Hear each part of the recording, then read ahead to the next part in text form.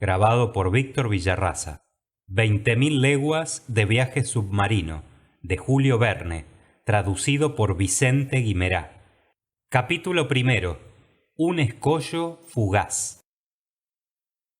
Fue notable el año 1866 por un acontecimiento singular, un fenómeno no explicado ni explicable, que nadie habrá indudablemente olvidado. Prescindiendo de los rumores que agitaban las poblaciones de los puertos y sobreexcitaban el ánimo público en el interior de los continentes, conmovióse especialmente la gente de mar. Los negociantes, armadores, capitanes de buques, skippers masters de Europa y América, oficiales de las marinas militares de todos los países y después los gobiernos de los diferentes estados de ambos continentes se preocuparon en alto grado del hecho a que nos referimos. En efecto, hacía algún tiempo que varios buques se habían encontrado en el mar con una cosa enorme, un objeto largo, fusiforme, a veces fosforescente, infinitamente más vasto y más rápido que una ballena. Los hechos relativos a esta aparición, consignados en los diferentes libros de bordo, estaban con bastante exactitud de acuerdo sobre la estructura del objeto o del ser en cuestión, la velocidad incalculable de sus movimientos, la potencia sorprendente de su locomoción y la vida particular de que parecía dotado. Si era un cetáceo, superaba en volumen a todos los que la ciencia había clasificado hasta entonces. Ni Cuvier, ni Lesseps, ni Dumeril, ni Quatrefages hubieran admitido la existencia de semejante monstruo, sino viéndolo, lo que se llama visto con sus propios ojos de sabios. Tomando el promedio de las observaciones hechas en diversas veces, desechando las evaluaciones tímidas que señalaban a dicho objeto una longitud de 200 pies y rechazando las opiniones exageradas que le suponían la anchura de 1 milla y la longitud de 3, podía asegurarse, sin embargo, que aquel ser fenomenal sobrepujaba mucho todas las dimensiones admitidas hasta el día por los ictiólogos, si es que acaso existía. Pero existía efectivamente, no pudiendo ya negarse el hecho en sí mismo, y con esa tendencia que mueve al cerebro humano hacia lo maravilloso, se comprenderá la emoción producida en el mundo entero por tan sobrenatural aparición.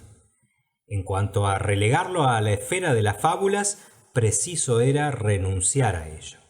Efectivamente, en 20 de julio de 1866, el vapor Governor Higginson de Calcutta and Barnard's Steam Navigation Company había encontrado aquella masa movediza a 5 millas al este de las costas de Australia. El capitán Baker se creyó al pronto en presencia de un escollo desconocido y ya se disponía a determinar su posición exacta cuando 2 columnas de agua proyectadas por el inexplicable objeto se elevaron silbando a 150 pies en el aire. Por consiguiente, a no estar sometido aquel escollo a las expansiones intermitentes de un geyser, el Governor Higginson tenía que habérselas con algún mamífero acuático, hasta entonces desconocido, que despedía por sus espiráculos columnas de agua mezcladas con aire y vapor. Observóse también semejante hecho en 23 de julio del mismo año, en los mares del Pacífico, por el Cristóbal Colón de West India and Pacific Steam Navigation Company. Por consiguiente, aquel cetáceo extraordinario podía trasladarse de un paraje a otro con sorprendente velocidad, puesto que, con 3 días de diferencia, el Governor Higginson y el Cristóbal Colón lo habían observado en 2 puntos del mapa separados por una distancia de más de 700 leguas marítimas. 15 días más tarde, a 2000 leguas más allá, el Helvetia de la Compañía Nacional y el Shannon del Royal Mail navegando ambos de conserva en aquella porción del Atlántico comprendida entre los Estados Unidos y la Europa, se indicaron respectivamente el monstruo a los 42 grados 15 minutos latitud norte y 60 grados 35 minutos de longitud al oeste del meridiano de Greenwich. En esta observación simultánea se creyó posible evaluar la longitud mínima del mamífero en más de 350 pies ingleses, puesto que el Shannon y el Helvetia eran de dimensiones inferiores, aunque medían 100 metros desde la roda al codaste. Ahora bien, las ballenas mejores, las que frecuentan los parajes de las islas Aleutianas, el Culamok y el Ungulil, jamás han excedido la longitud de 56 metros, si acaso la alcanzan. Estas noticias, llegadas una tras otra, nuevas observaciones hechas a bordo del transatlántico El Pereire, un abordaje entre el Etna de la línea Inman y el monstruo, un acta levantada por los oficiales de la fragata francesa La Normandía, un informe muy serio obtenido por el Estado Mayor del Comodoro Fitzjames a bordo del Lord Clyde, excitaron profundamente la opinión pública. En los países de buen humor, el fenómeno se tornó a broma, pero las naciones graves y prácticas, la Inglaterra, la América, la Alemania, se preocuparon vivamente de él. En todos los grandes centros hízose el monstruo una moda.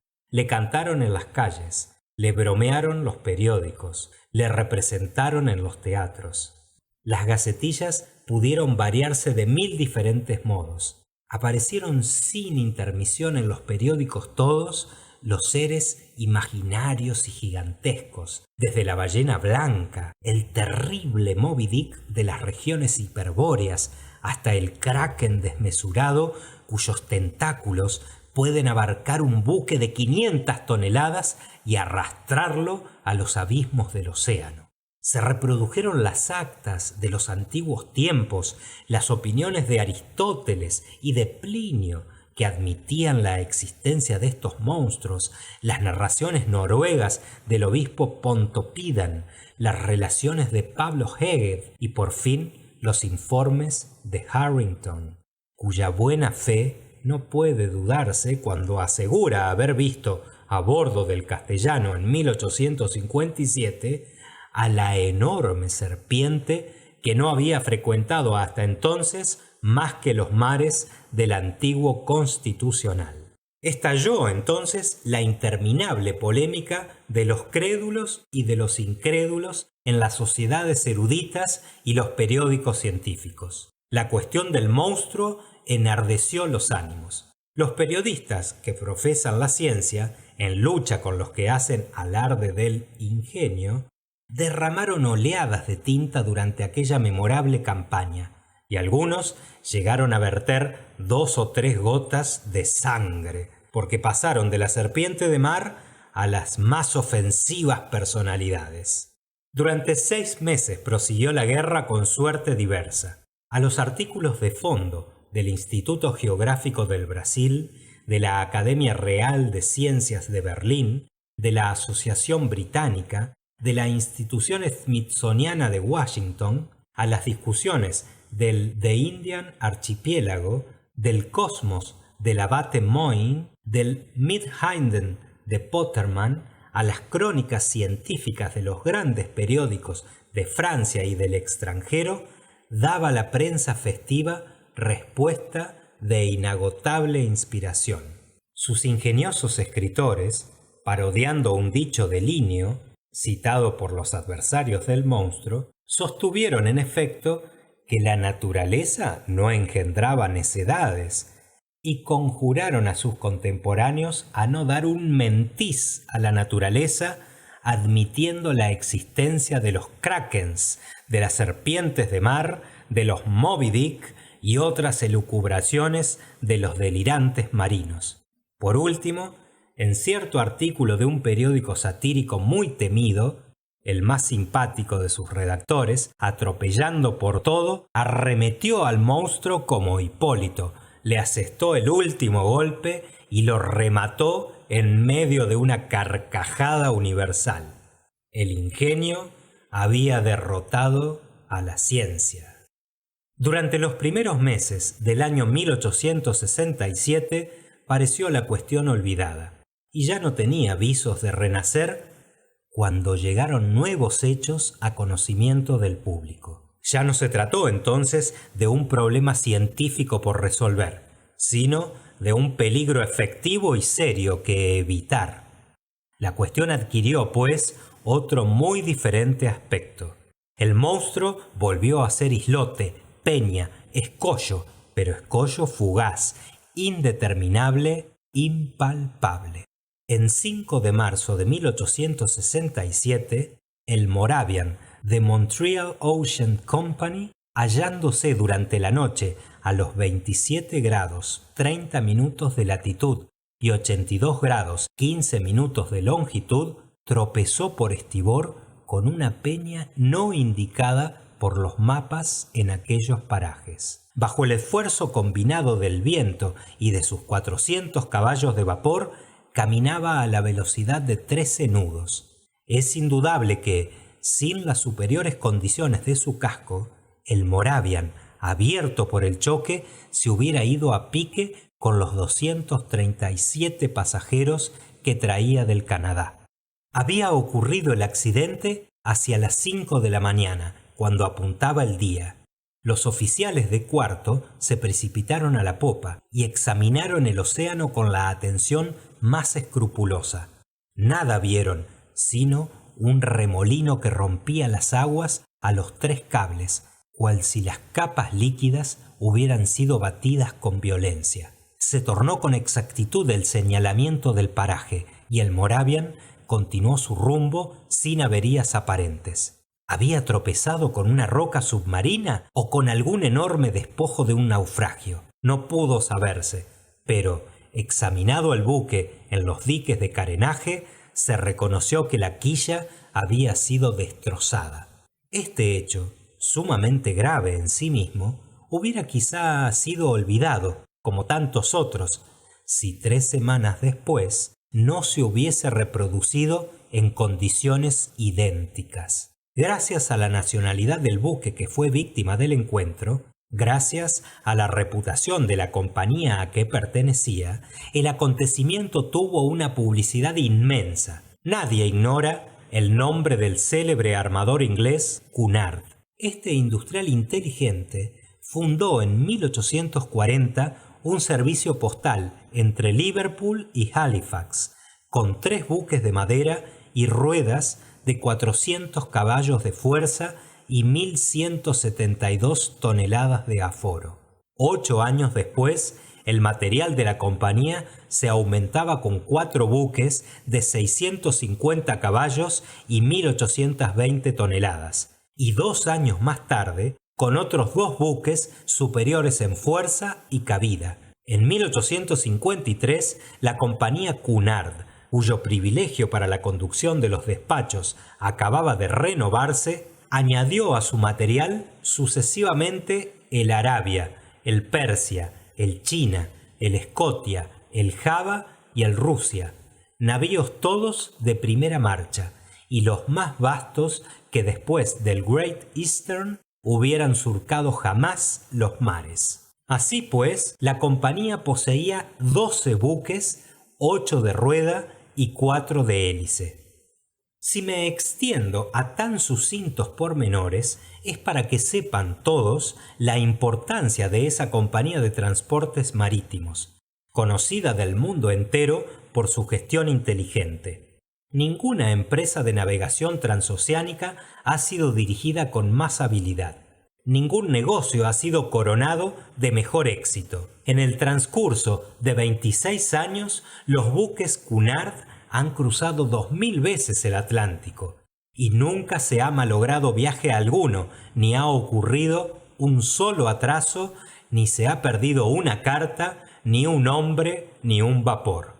Por eso, los pasajeros escogen todavía, a pesar de la concurrencia poderosa de la Francia, la línea Cunard con preferencia a cualquier otra, según aparece de una memoria formada con los datos oficiales de los últimos años. Dicho esto, a nadie extrañará la publicidad provocada por el accidente ocurrido a uno de los más hermosos buques de la citada empresa. En 13 de abril de 1867 hallábase el Scotia a los 15 grados 12 minutos de longitud y 45 grados 57 minutos de latitud, navegando con brisa inanejable, mar bonancible y una velocidad de 13 nudos, 43 centésimas bajo el empuje de sus 1000 caballos de vapor. Batían las ruedas el mar con regularidad perfecta, siendo su calado de 6 metros 70 centímetros y su desplazamiento de 6.624 metros cúbicos. A las 4:17 minutos de la tarde, mientras que los pasajeros se hallaban reunidos en el gran salón, sobrevino un choque, aunque poco sensible, en el casco del Scotia, por su aleta de popa y un poco atrás de la rueda de babor. El choque no había sido dado, sino recibido por el Scotia, y más bien por un instrumento cortante o perforante que contundente. Tan ligero había parecido el golpe que nadie se hubiera preocupado de él a bordo sin el grito de los paleadores, que subieron al puente exclamando «¡A pique! ¡Nos vamos a pique!». Amedrentáronse de pronto los pasajeros, pero los tranquilizó el capitán Anderson, recordando, en efecto, que no existía peligro inminente. El Scotia, dividido en 7 compartimientos, por medio de tabiques herméticos, debía resistir impunemente una vía de agua. Bajó el capitán Anderson inmediatamente a la bodega y reconoció que el 5º compartimiento había sido invadido por el mar con tal rapidez que no podía menos de suponerse la existencia de una considerable vía. Por fortuna, no estaban las calderas en este compartimiento, porque los fuegos se hubiesen apagado súbitamente. El capitán Anderson hizo parar inmediatamente y uno de los marineros buceó para reconocer la avería. Algunos instantes después se comprobó la existencia de un orificio de 2 metros de ancho en los fondos del buque. Semejante vía de agua no podía cegarse, y el Scotia, con las ruedas casi sumergidas, tuvo que continuar así su viaje. Hallábase entonces a 300 millas del cabo Clear, y después de un atraso de 3 días que inquietó vivamente a la población de Liverpool, entró en las dársenas de la compañía. Procedieron entonces los ingenieros a visitar el Scotia, que se dejó en seco, y no pudieron creer lo que sus ojos veían. A 2,5 metros por debajo de calado existía una abertura regular en forma de triángulo isósceles. La fractura de la chapa era de perfecta limpieza, sin que mejor lo hubiera hecho un sacabocados. Por consiguiente, la herramienta que la había producido tenía que ser de un temple poco común, y después de haber sido despedida con prodigiosa fuerza, perforando una chapa de 4 centímetros, debió retirarse por sí misma con movimiento retrógrado y verdaderamente inexplicable. Tan extraordinario fue este último suceso que la opinión pública se excitó de nuevo. Desde este momento, los siniestros marítimos, sin causa conocida, fueron imputados al monstruo. Este fantástico animal cargó con la responsabilidad de todos esos naufragios, cuyo número es por desgracia considerable, pues por cada 3.000 buques, cuyo naufragio se anota en el Bureau Veritas, la cifra de embarcaciones de vapor o vela que se suponen perdidas enteramente por falta de noticias no asciende a menos de 200. De estas desapariciones fue acusado el monstruo justa o injustamente, y por culpa suya hacíanse cada día más peligrosas las comunicaciones entre los diversos continentes. El público se pronunció, y pidió categóricamente que los mares fuesen desembarazados a cualquier costa de tan formidable cetáceo. Fin del capítulo 1.